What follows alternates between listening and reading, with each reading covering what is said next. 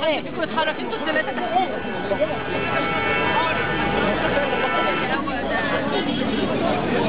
مش عايزين بطاريه على طول كل يوم اللي بيلعبوا ماشي يا معاكم مش عمال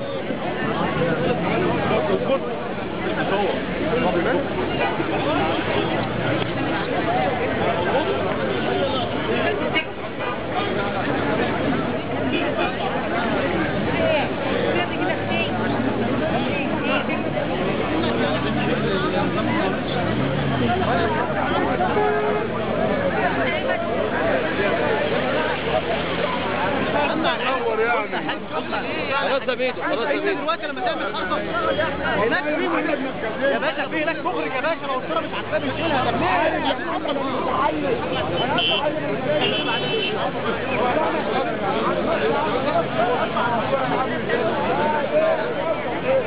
انا بطلع على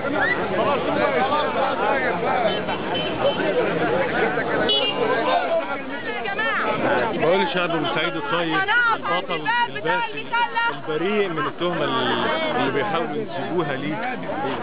انت مالكش علاقه بالمساله دي، احنا جايين نؤكد على ان بورسعيد بريئه وما هي الا كانت يعني مسرح لاحداث،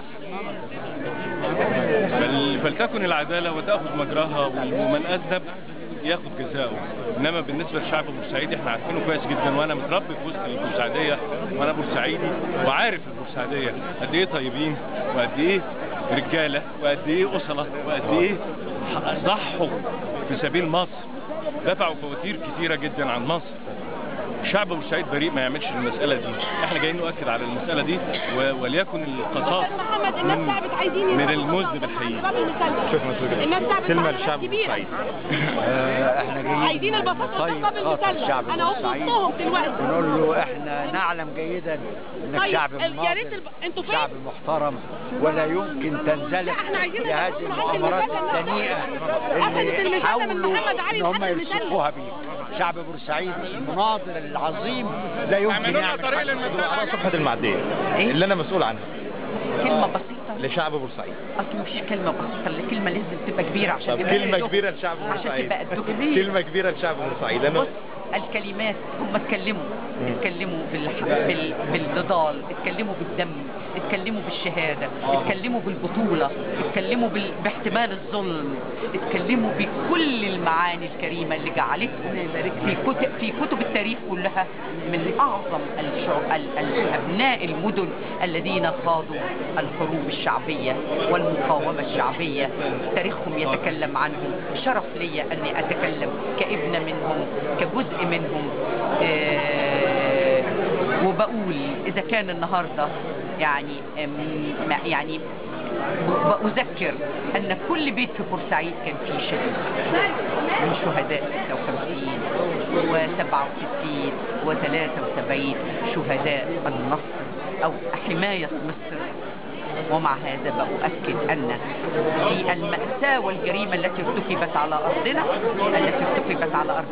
سيقود أبناء بورسعيد الثأر والانتقام وكشف المؤامرة والكشف عن الممولين والمخططين، ليس من أجل بورسعيد وحدها ولكن من أجل مصر كلها. طب رسالة كبورسعيدية أصيلة وإعلامية ناجحة بتوجهها للإعلاميين اللي بيحاولوا تدمير بورسعيد؟ لا أحد يستطيع تدمير بورسعيد. السؤال ما أنا يعني أرفض أن مين ده اللي يقدر يدمر بورسعيد؟ الإعلاميين الرياضيين للأسف، والتحريض الشديد على بورسعيد. للأسف كل من أساء إلى نفسه، أساء إلى شعبه، أساء إلى وحدة الصف، كان أولى بهم أن يعلوا الهوية الوطنية عن الهوية الكروية. يا ترى إن احنا هننسى هويتنا الوطنية ونبقى كرويين وكل واحد تبع أي نادي؟ أرجو أن تكون في الأيام القادمة هناك وقفة وتصحيح ومراجعة ومحاسبة ومحاكمة لمن ارتكب هذه الجريمة، لأنها كانت صناعة أو تعميق لفتنة وإساءة لجزء عزيز من أبناء هذا الشعب.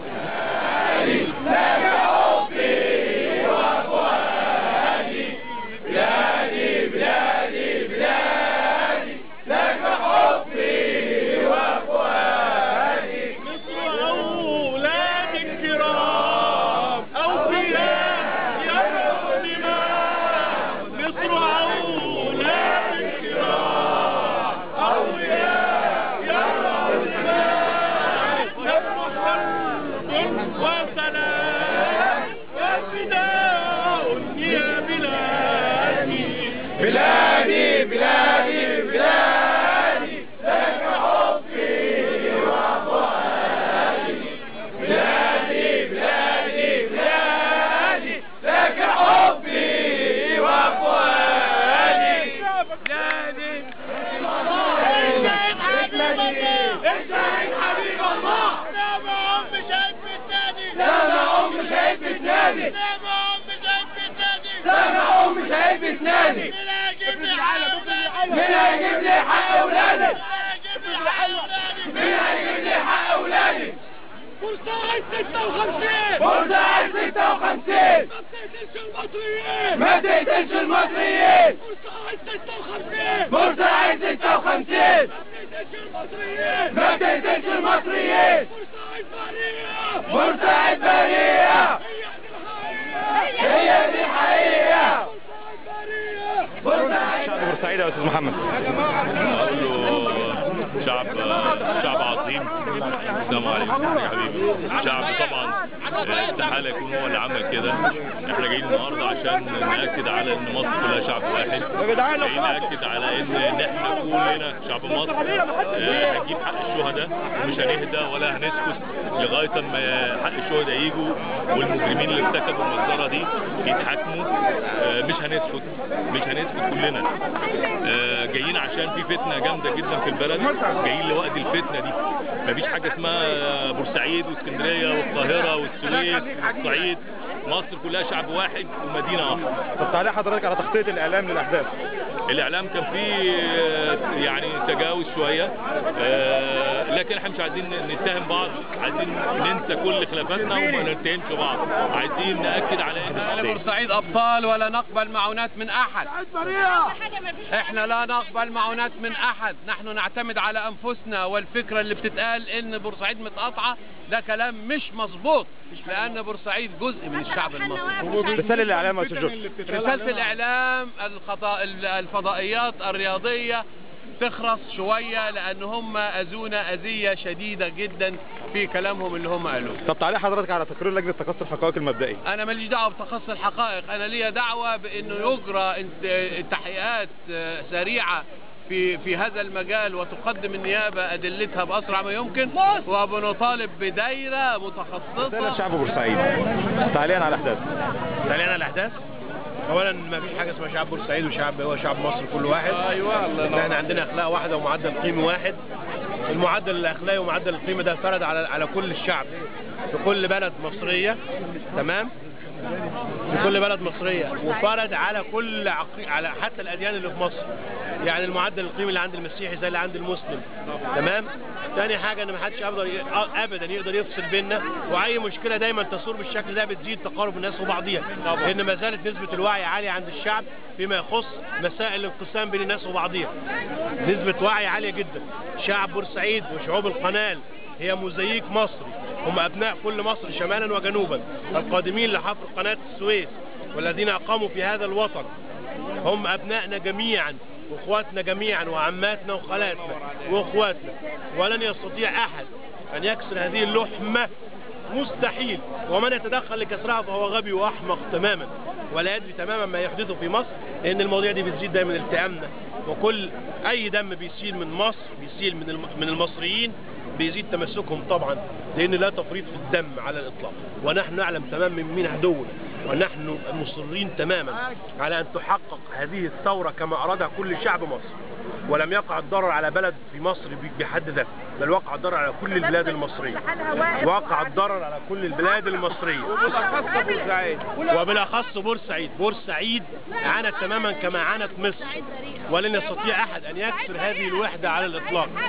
تمام؟ بورسعيد اتعاقبت 30 سنه، ما حدش يقدر يكسر الوحده دي. رساله شعب بورسعيد.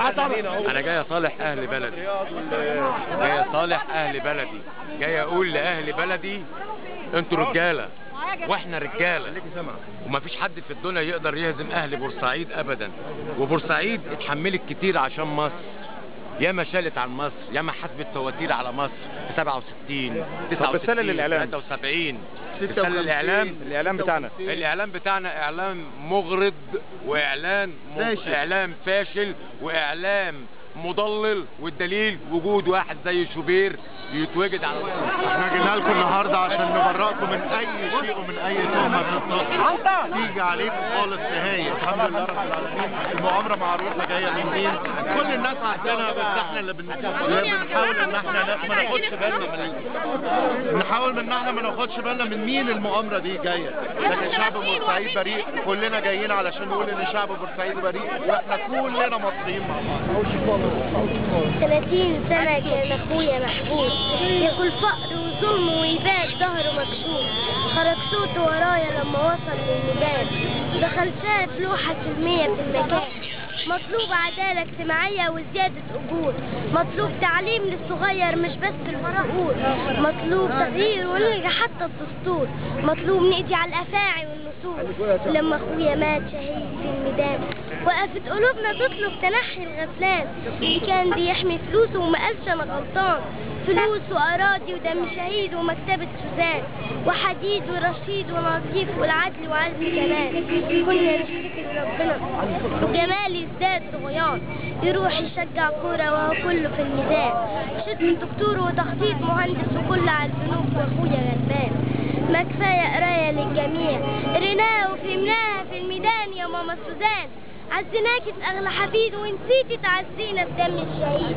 قرايه للجميع ويا ريت درسك يكون مفيد، تعرفي ان ده حق كل مصري، اولهم خالد سعيد.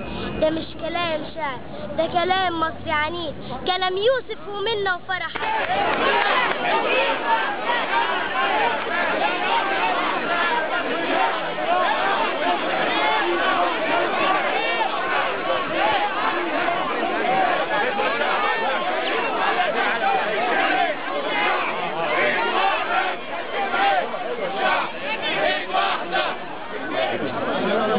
يعني لشعب بورسعيد البطل بقول له انت شعب بطل، كنت بطل وستظل بطل، وان اي محاولة للفرقة بينك وبين الشعب المصري بأسره بنقول ان ده هتبوء بالفشل لا محال. حاولوا قبل كده هو يفرقوا ما بين المصريين على اساس ديني مسلم ومسيحي، وبعدين على اساس سياسي افرادي واشتراكي وتيارات دينية وما الى ذلك، ثم اخيرا تفتق ذهنهم عن اثارة النعرات الاقليمية والنعرات الجغرافية ما بين المواطنين في الوطن الواحد. بنقول له المؤامرة مستمرة، وانا واحد من الناس بدين وشايف وبنتقد تقرير تقصي الحقائق اللي حررته لجنة تقصي الحقائق المشكلة من مجلس الشعب لعموميته. هو صحيح لم يدن الشعب البورسعيدي كله، لم يدن بورسعيد بأكملها، ولكنه أدان عموم جمهور مشجعي المصري. وهنا بقول لا، أيضا هذا تعميم. المجرمون أفراد مأجورين، والمتآمرين ومؤجريهم معروفين، وأنتم تعرفونهم تماما. أيضا هذا التقرير تقرير يعني ركز على الأمور المحلية البحتة، بينما هناك أمور مركزية.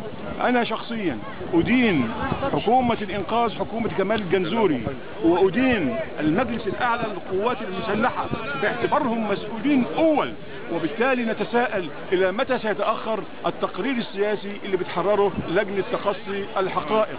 بورسعيد جزء من الوطن، بالعكس ده بورسعيد اختزلت فيها الوطن كله اختزل فيها، وشكلت وكونت شخصيتها الخاصة المستقلة.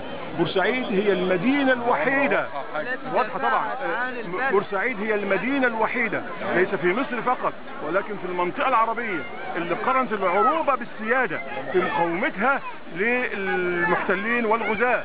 هذه المدينة مدينة بطلة وضد كل مؤامرة، ونحن لا نحتاج إلى إثبات براءتنا لأنها أبرياء بالفعل، ولكننا نريد أن نتوجه باللوم إلى كل مؤجج الحرائق ومشعليها، الإعلام الرياضي، الاتحاد الكرة المصري، الاتحاد المصري للكرة، المجلس الأعلى للشباب والرياضة، هؤلاء الذين يخططون للسياسة الرياضية والثقافة الرياضية. أين هم الآن من هذه أين هم من أصابع الاتهام؟ هؤلاء متهمون ومدانون بالدرجة الأولى قبل أن يدان مسؤول في نادي أو مسؤول عن إدارة الاستاد أو ما إلى ذلك. بورسعيد دائما ترفع هم هذا الوطن. بورسعيد هي الصخرة التي تحطم عليها كل الأطماع الخارجية والداخلية. 30 سنة عقوبة، ثم بعد ذلك بعد الثورة يتوجه ورثة النظام السابق إلى بورسعيد، لأنهم يريدون الآن ضرب أكثر من عصفور بحجر واحد، ضرب الثورة، ضرب بورسعيد، وتعميم الفوضى، حتى يتحقق كلمة الطاغية الذي عزل وخلع بأنه إما هو أو الفوضى. بورسعيد هي بورسعيد منتصرة دائما دائما وإلى الأبد إن شاء الله. بورسعيد مصرية. طب تعليق حضرتك كبورسعيدي على طائرة المساعدات الإنسانية اللي وصلت بورسعيد المجلس العسكري؟ تعليقي بسيط وواضح يعني، ونشر على النت، وأنا أنسبه إلى مخترعه ومكتشفه مكتشف هذا التعليق، وضع هذا التعليق، وهو الإعلامي الإلكتروني محمد ساجد عويضة البورسعيدي. معنى هذا التعقيب ايه؟ معناه اننا نشكر السيد المشير محمد حسين طنطاوي لبعثه طائرة الإغاثة إلى بورسعيد، لكننا نتطلع كشعب بورسعيدي إلى زيارة رئيس مجلس وزراء حكومة الإنقاذ الدكتور كمال الجنزوري لبحث سبل التعاون المشترك ما بين الشعبين الشقيقين المصري والبورسعيدي. نحن مصريون ولسنا من بلدة أخرى أو مدينة أخرى أو عالم آخر. نحن بورسعيديون مصريون حتى النخاع، وما من إنسان يعيش على أرض بورسعيد إلا هو مصري شعورا وسلوكا وسماتا وملامح. إذا نحن ندين المؤامرة ونراها مؤامرة متصلة. اقطعوا الرأس الأفعى يسكت الذنب، ولكن لا يكفي أن تقطع رأس الذنب ما دامت رأس الأفعى قائمة، ولا تكونوا محليين بحتا، يعني محلية خالصة، ولكن ابحثوا في المشهد برمته، والحلول لابد أن تكون جذرية، وإلا فلا حل للفوضى التي نستشعرها الآن تضرب أطنابها. احنا مش موجودين عشان نقول شعب مصر واحد، واللي حصل في بورسعيد كان ممكن يحصل في الإسماعيلية، كان ممكن يحصل في القاهرة، ممكن يحصل في اسكندرية. هي مؤامرة ضد مصر مش ضد بورسعيد بس. عشان كده احنا موجودين دلوقتي، اللي احنا غلط اللي احنا يعني ما نفصلش ما بين 15 او 20 واحد ياخدوا جزائهم ويتحاكموا، وشعب محافظة وقف وكان هو الخط الواقي لمصر من اي احتلال. اللي بيطلع دلوقتي في بعض الفضائيات ويتهم بورسعيد بالخيانة، اعتقد انه كان ممكن يتعامل بالشكل وبعض العملات الاخرى لولا بورسعيد. علشان كده احنا بنقول بورسعيد اكبر من شويه تافهين، اكبر من شويه ناس بيعملوا تخريب البلد، هما بيخربوا البلد. علشان كده بقول بورسعيد اكبر من ده، وهتعدي ده، ان بورسعيد عدت اكتر من كده بكتير جدا، واتمنى رب التوفيق. تعليق بسيط بس، بما ان حضرتك اعلامي ناجح، تعليق حضرتك على المستوى الاعلامي اللي وصلنا له. متدني، اعلام متدني، والاعلام المتدني ده اي حد بيحترم نفسه مش هيلاقي. قول لي احداث بورسعيد مؤثره على البورسعيديه وعلى حضرتك. والله احنا طبعا الحادث ده كان حادث اليم، وانا نيابه عن شعب بورسعيد ببلغ تعازيه لكل اسر الشهداء، لكن انا بعتبر ان الحادث ده ما هو الا مؤامره متكرره ضمن معظم المؤامرات اللي تمت في محمد محمود وفي مجلس الوزراء، كلها مؤامرات ضد الثوره والاسقاط الثوره، ولكن للاسف اختاروا بورسعيد تكون مسرح العمليات. فانا اللي محزنني مش العمليه، يعني اللي مزعلني اختزال تاريخ شعب بورسعيد كله في حادثه، وتصوير شعب بورسعيد كانه شعب مجرم. شعب بورسعيد عمره ما كان مجرم، شعب بورسعيد شعب مناضل مكافح، قدم الاف الشهداء قبل كده في المواقع وفي العدوان الثلاثي وفي كل الاماكن. فانا برجو من الحمله الشرسه اللي موجهه تجاه شعب بورسعيد دي حمله ظالمه، كلنا كبورسعيديه هنتصدى بكل قوه عشان نبرز ما هو المواطن البورسعيدي. المواطن البورسعيدي خرج كله عن بكرة أبيه، شعب بورسعيد كله، من أجل الدفاع عن الشهداء، من أجل إثبات أن بورسعيد بريئة، من أجل التبرع بالدم في كل المواقع. فأنا من هنا بقول لكل الشعب المصري، شعب بورسعيد شعب بريء من هذه الجريمة، كلنا جادين في تقديم كل المجرمين والمسؤولين عن حادث الشهداء عشان نعبر عن شعب بورسعيد وعظمته. الحاجة الثانية بقول بورسعيد هتظل مدينة جميلة وعظيمة وفتح أبوابها لكل الناس عشان نتعايش، عشان كلنا مصريين وعايزين نبني الوطن ده بقوة ولا إقصاء لأحد، لأن الإقصاء هيؤدي إلى مزيد من الشهداء ومزيد من الألم.